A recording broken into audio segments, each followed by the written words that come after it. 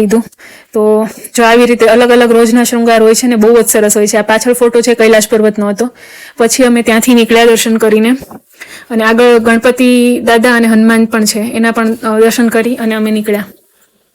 તો જો આ થઈ ગયું, બધા ભક્તો પણ જો જઈ જ રહ્યા છે, અને જો આટલું મોટું મંદિર અંદર છે. એ થયા પછી અમને ગરમી લાગી હતી એટલે અમે આવી ગયા ગોલો ખાવા. તો અહીંયા મેવાડના ફેમસ ગોલા છે, ઓમકારેશ્વર મંદિરની બહુ નજીક છે. તો પછી મેં જોયું અને ગોલો અમે ચૂઝ કર્યો.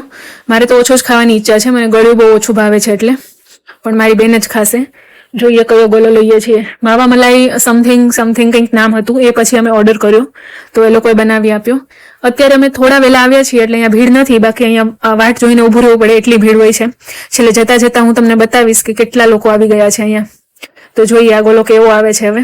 પછી પેલા ભાઈ બિઝી હતા ને તો એણે આ છોકરાને જ કીધું કે તું બનાવ, ચાલ કેવો બનાવે છે ને જોઈએ આપણે. તો એ છોકરાએ ટ્રાય કરી મારો ગોલો બનાવવાની. તો જો એણે ગોલો લઈ લીધો હાથમાં, કેટલો નાનકડો છે તો મસ્ત ગોલો બનાવ્યો હતો. પછી આ કંઈક યલો કલરનું ફ્લેવર છે એ એમણે નાખ્યું. આ આઈ થિંક રાજભોગ ફ્લેવર છે, તો એ ફ્લેવર એણે નાખી અને પછી ગોલો બનાવ્યો. જો કેટલી સ્કિલ છે આની અંદર. એટલે બનાવતો નથી ત્યાં, પણ એને કીધું કે ટ્રાય કરજો કેવો બને છે. અને પછી જો આ મલાઈ નાખી અને બીજી બી એક બે વસ્તુ નાખી અને હમણાં સર્વ કરી દેશે. અને અહીંયા બહુ મસ્ત મસ્ત ફ્લેવર્સ હોય છે, અને અહીંયા ભીડ પણ એટલી જ હોય છે. અત્યારે અમે થોડા વહેલા આવ્યા છીએ એટલે કોઈ નથી, પણ હમણાં જોજો બતાવું છું તમને. આ એક લાસ્ટ ફ્લેવર છે અને હમણાં ગોલો મળી જશે મને. Okay, it's ready. તો ખાઈએ ચલો. પાછળ બી લોકો જો રાહ જોઈને ઊભા જ છે. તો કંઈ નહીં, સ્પૂન લઈ લીધી છે.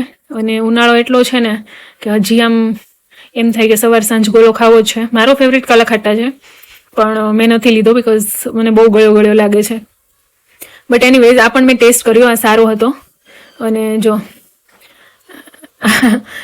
આખો યલો કલરનો હતો અંદરથી, ઉપર મલાઈ નાખેલી છે. અને પાછળ જો ભીડ હવે થવા જ લાગી છે ધીમે ધીમે. અહીંયા એટલા લોકો ગોલો ખાવા આવે ને કે પાર્કિંગમાં પણ જગ્યા ના મળે ને પછી તમને લાઇનમાં પણ જગ્યા ના મળે ને ગોલો પણ દૂર જઈને ખાવો પડે. એટલી જો ભીડ જોઈ લો એકવાર.